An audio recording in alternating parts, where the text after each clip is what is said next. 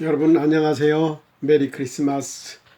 오늘은 2020년 12월 25일 금요일 크리스마스 아침입니다. 오늘 역시 읽어주는 나나의 모 제일교회 사람들 카페 시작을 하겠습니다. 오늘은 찬양을 듣겠습니다. 오늘도 찬양은 예수 우리들의 빛이라고 하는 찬양으로 하나님께 영광을 올려드리겠습니다. 다 같이 들어보시겠습니다.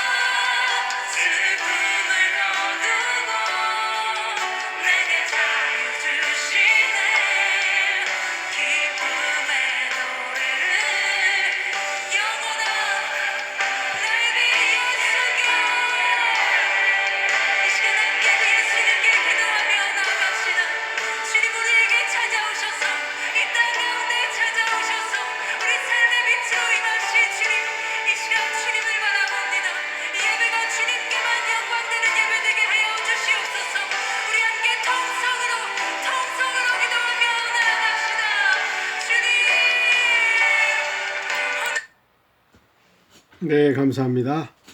오늘 찬양을 녹화 중계하는 것을 일단 따가지고 여러분들에게 찬양을 드렸습니다. 네, 감사합니다. 출석 인사방을 열어보겠습니다. 기쁜 크리스마스입니다. 하나님께 영광 드리는 성탄절 보내시기 바랍니다. 건강하세요. 감사합니다. 사랑하는 우리 나나이모 제1교회 성도님들, 메리 크리스마스. 코로나가 어찌 된 건 모두 즐거운 성탄절이 되기를 바랍니다. 오늘은 성탄절입니다. 즐거운 시간 되시기 바랍니다. 네, 감사합니다. 캐나다 지역 자막 영상 뉴스방입니다. 네, 오늘은 밴쿠버 다운타운 식당서 2명이 칼에 찔려 중상을 당했다라고 하는 그런 소식이 들려왔습니다. 한 줄 메모장입니다. 하나님을 오늘도 찬양합니다. 죄인을 구원해 주시기 위하여 이 땅에 예수 그리스도를 보내주셔서 감사합니다. 그래서 우리는 오늘도 하나님께 찬양으로 악기를 가지고 또는 가족이 함께 모여서 그리고 축하 메시지로 주님께 올려드립니다. 네, 감사합니다. 성경 공부, 성경 한절 쓰기 방을 열어보겠습니다. 성경 한절 쓰기 방입니다. 오늘 다윗의 동네에 너희를 위하여 구주가 나셨으니 곧 그리스도 주시니라. 너희가 가서 강보에 쌓여 그 위에 뉘어있는 아기를 보리니 이것이 너희에게 표적이라 하더라. 호련히 수많은 천군이 그 군사들과 함께 하나님을 찬송하여 이르되 지극히 높은 곳에서는 하나님께 영광이요 땅에서는 하나님이 기뻐하신 사람들 중에 평화로다 하니라. 아멘. 감사합니다. 하나님이 이 세상을 이처럼 사랑하사 독생자를 주셨으니 이는 그를 믿는 자마다 멸망치 않고 영생을 얻게 하려 하심이니라. 요한복음 3장 16절 말씀이 되겠습니다. 다음에는 아침 묵상방을 열어보겠습니다. 여호와의 영광과 거룩한 길이라고 하는 글입니다. 본문 말씀은 이사야 35장 1절에서 10절 말씀입니다. 광야와 메마른 땅이 기뻐하며 사막이 백합화같이 피어 즐거워하며 무성하게 피어 기쁜 노래로 즐거워하며 레바논의 영광과 갈멜과 사오른의 아름다움을 얻을 것이라. 그것들이 여호와의 영광 곧 우리 하나님의 아름다움을 보리로다. 묵상 내용입니다. 사람들은 인생을 고해의 바다라고 합니다. 우리네 인생에 악한 세력의 위협으로 똘똘 뭉친 풍랑을 만나는 까닭입니다. 하지만 바다와 세상은 고난뿐 아니라 고유함, 풍요로운 생명을 품은 점에도 유사합니다. 단 주님과 함께하지 않는다면 세상은 고해에 불과합니다. 첫째, 세상은 주님이 없는 광야와 메마른 땅입니다. 풀 한 폭이 나무 한 그릇도 생명을 붙이고 살 수 없는 땅입니다. 물이 없다는 말입니다. 정갈이나 독사처럼 해롭게 하고 생명을 해치는 악한 것들로 말미암아 인간은 고통을 당하고 아파합니다. 세상도 그러합니다. 생명이 없으면 악의 세력만 승합니다. 공중옷에 잡은 어둠의 세력이 생명을 파괴하고 고통과 괴로움을 가져다 줍니다. 주님이 없는 곳에는 생명을 해치는 정글과 독사가 판을 칩니다. 고통뿐만 아니라 신음뿐이며 괴로움뿐입니다. 그러나 그리스도께서 악을 물리치기 위해 이 땅에 사랑과 평화로 오셨습니다. 주님이 없는 세상은 메마른 땅이고 광야입니다. 둘째, 주님이 오신 세상은 아름답고 풍요로운 땅이 됩니다. 주님은 광야와 메마른 땅에 생명을 주사 풍요로운 세상으로 변화시켜 주시는 분이십니다. 그 풍요로운 세상에서 어린 양들이 배부르게 풀을 뜯어먹고 잔잔한 물가에서 물을 마시고 목을 축이며 평안한 삶을 살게 됩니다. 광야에 물이 솟고 사막에 시내가 흐르게 됩니다. 사자나 맹수나 사나운 짐승이 접근하지 못합니다. 왜냐하면 하나님이 지켜주시기 때문입니다.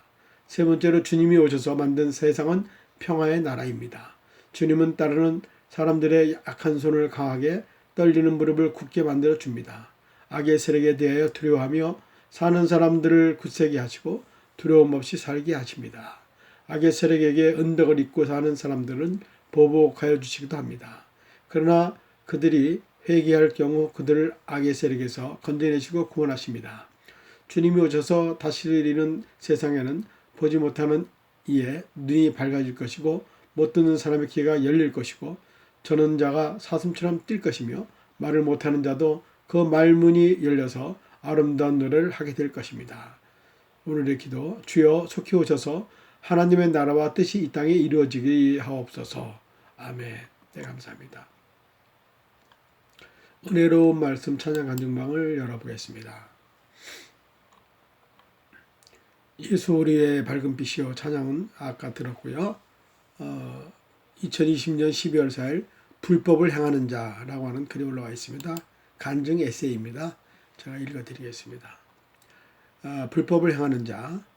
우리가 이 세상에서 사는 동안 주 안에서 핍박을 받을 수도 있고 순교할 수도 있다. 그리고 주의 이름으로 인하여 제 명대로 살지 못하다가 죽을 수도 있다.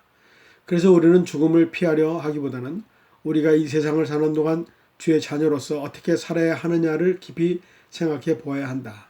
그래야만 앞으로 우리에게 어떠한 환난과 난관이 닥쳐온다 할지라도 좌절하거나 포기하지 않고 끝까지 인내하며 주님의 이름으로 승리할 수 있는 것이다. 이것은 결국 우리의 승리가 아니라 예수님의 승리이다. 하지만 반전도 있다. 누구보다도 열심히 신앙생활하고 또한 다른 사람들에게 존경을 받을 만큼 많은 일을 했으며 그리고 주의 이름으로 선지자 노릇하며 말씀을 대언하고 귀신을 쫓고 많은 권능을 행하였지만 그날의 심판대 앞에 섰더니 천국에 들어갈 수가 없다고 한다. 이유는 세상에서 사는 동안 하나님의 뜻대로 행하며 살아야 하는데 그렇지 않았다는 것이다. 그리고 너희들이 행한 모든 것은 불법이라는 것이다. 마태복음 7장 23절에 내가 너희를 도무지 알지 못하노라. 불법을 행하는 자들아 너희는 내게서 떠나라. 불법의 의미를 사전에서 찾아보면 불법이란 고의 혹은 과실로 타인에게 손해를 입힌 위법 행위를 말한다. 즉 위법이란 넓은 개념은 법 질서에 어긋나는 행위 전체를 말한다 라고 이야기한다. 결국 하나님의 법을 무시하고 뜻을 어겼다는 것이다. 하나님의 뜻은 우리가 잘 알다시피 너희가 무엇을 먹든지 마시든지 무엇을 하든지 하나님의 영광을 위해서 하라고 말씀하셨다. 고린도전서 10장 31절에 그런즉 너희가 먹든지 마시든지 무엇을 하든지 다 하나님의 영광을 위해서 하라. 하나님은 우리를 창조하시고 우리가 존재해야 하는 이유를 말씀해 주셨다. 생육하고 번성하며 그 모든 것을 정복하고 다스리라고 말씀하셨다. 그리고 하나님을 찬양하고 기쁨을 드리고 영광을 드리기를 원하셨다. 그런데 우리가 그 목적을 잊어버리고 산다면 우리가 존재해야 할 이유가 없는 것이다. 우리는 하나님께 모든 것에 대하여 영광을 돌려야 한다. 우리는 살아주거나 하나님의 영광을 위해서 모든 것을 해야 한다. 우리가 하나님께 영광을 돌린다는 것은 우리가 말을 할 때도 하나님의 말씀을 하는 것 같이 하고 일과 행동을 할 때도 하나님이 주시는 능력으로 하여 보이지 않는 하나님이 살아계심을 보여주고 하나님의 사랑을 드러나게 한다는 의미가 있다. 이것은 또한 하나님의 자녀들이 가져야 할 성도의 신앙과 생활의 핵심이기도 하다. 이것을 통해서 우리의 삶과 가치가 모든 행위가 오직 하나님에게만 있음을 고백해야 한다. 그러므로 이렇게 사는 것이 하나님께 영광을 위해서 사는 삶이라고 말할 수 있다. 하나님의 영광은 우리 믿는 사람들에게 있어서 모든 삶을 지배하는 아주 기본적인 원리이다. 우리의 모든 행동, 즉 그것이 먹는 것이든지 마시는 것이든지 성업에서 어떠한 일을 하든지 봉사하는 일이든지 삶을 위하여 노력하는 일이든지 다 우리 주 예수 그리스도를 통하여 하나님의 영광을 받으시게 하려는 것이어야 한다.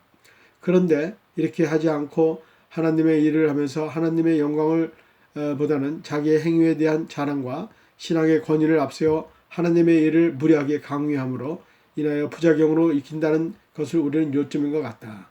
또한 하나님의 뜻을 시인하고 행한다 하면서도 거짓말을 하고 교회를 바르게 세워간다고 하면서 교회의 주인 행사를 하며 교회를 이끌고 가고 더 나아가 교회를 자식에게 물려주는 세상 세습을 본받아 예수님이 교회의 주인이 아니라 청지기가 주인의 역할을 하며 교회의 부흥과 성장이 하나님의 은혜이기도 하지만 맡은 사람들의 노력이 없으면 가능하지 않다고 말하는 것이 결국에는 불법이며 위법이라고 말씀하신다.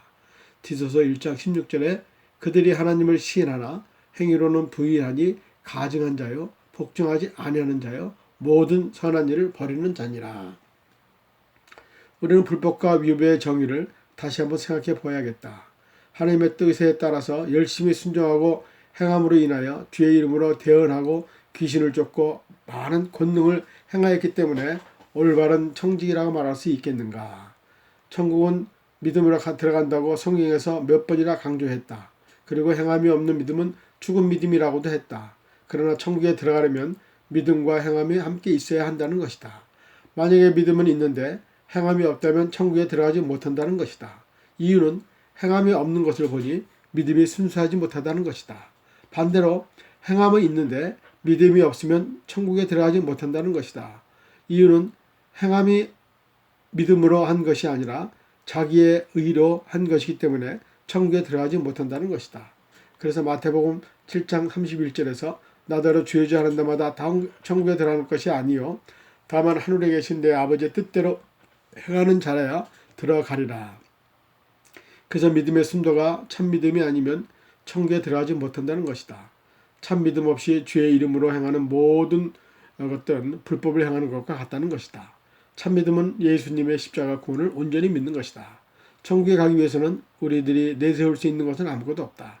오직 예수님께서 우리를 위하여 희생하신 십자가의 능력만으로만 아버지께 갈 수 있다. 그래서 주님이 말씀하시기를 내가 길이요 진리요 생명이라고 말씀하셨고 나로 통하지 아니하고는 천국에 들어가지 못한다고 말씀을 하시며 못을 박았다. 아멘. 감사합니다. 네, 길었지만 다 읽어드렸습니다. 예배 전도 기독교 교육방 여러분들이 들어가서 보시면 좋은 글이 올라와 있습니다. 예배 시작 전에 우리가 어떠한 마음으로 예배를 드려야 되는가. 예배 시작 전에 왕을 아련하는 사람은 왕을 뵙기 직전까지 긴장을 늦추지 않고 자기의 모습을 계속 점검하며 정돈할 것입니다. 이와 같이 우리의 예배 준비는 예배가 시작하기 직전까지 결코 멈춰서는 안 됩니다. 먼저 예배 시작 전에 여우 시간을 넉넉하게 두고 예배당에 도착해야 합니다. 절대로 서두르며 헐레벌떡 오거나 늦게 오지 말아라고 합니다. 예배당에 도착하면 다른 무엇보다도 기도로 자신을 점검하며 예배를 드릴 준비를 해야 합니다. 미처 깨닫지 못한 죄와 허물까지도 깨끗이 해 주시기를 기도하고 모든 죄를 그리스도의 피로 씻어 예복을 깨끗하게 해야 합니다. 절대로 아무 준비 없이 예배 자리에 나아가면 안 됩니다. 거룩하신 왕을 뵙는 그분의 백성답게 거룩한 마음으로 엄숙함과 두려움의 떨림으로 하나님 앞에 나아가야 합니다. 하나님께서는 그런 겸손한 마음을 가진 자에게 모든 은혜를 그리스도의 사랑 안에서 풍성히 부어주실 것이며 하나님을 뵙는 놀라운 일을 허락해 주실 것입니다. 네, 감사합니다. 좋은 글 나눈 북을 방언 나중에 보시기 재밌는 글 하나 읽어드리고 끝내겠습니다. 벌금 6만 원짜리 보겠습니다. 벌금 6만 원. 어떤 남자가 자동차 전용 도로에서 오토바이를 타고 가다가 교통경찰에 잡혔습니다. 아주 위험한 행위를 하셨습니다. 도로교통법 5조 2항에 의거해서 벌금 3만 원이 되겠습니다. 그러나 남자는 교통승경에 이렇게 말했습니다. 나는 위험하지 않아요. 왜냐하면 제 뒤에 하나님이 타고 계시거든요. 그러니 벌금은 안 내도 되겠죠? 그 말을 들은 경찰은 즉시 스티커를 꺼내서 다시 이렇게 썼습니다. 그렇다면 벌금 6만 원입니다. 면허증을 보여주세요. 아니 아까 그만 벌금 3만 원이라고 해놓고 갑자기 2배로 뛰는 이유가 뭐죠? 그건 1인승 오토바이는 3만 원이고 2명을 태웠기 때문에 벌금이 추가되었습니다. 네, 감사합니다. 오늘 여기까지 하겠습니다. 자, 오늘 크리스마스 날입니다. 오늘 즐거운 성탄절 되시고요. 가족들과 친지들 함께 모여서 좋은 하루 보내시기 바랍니다. 여러분 내일 뵙겠습니다. 감사합니다. 안녕히 계세요. 이상입니다.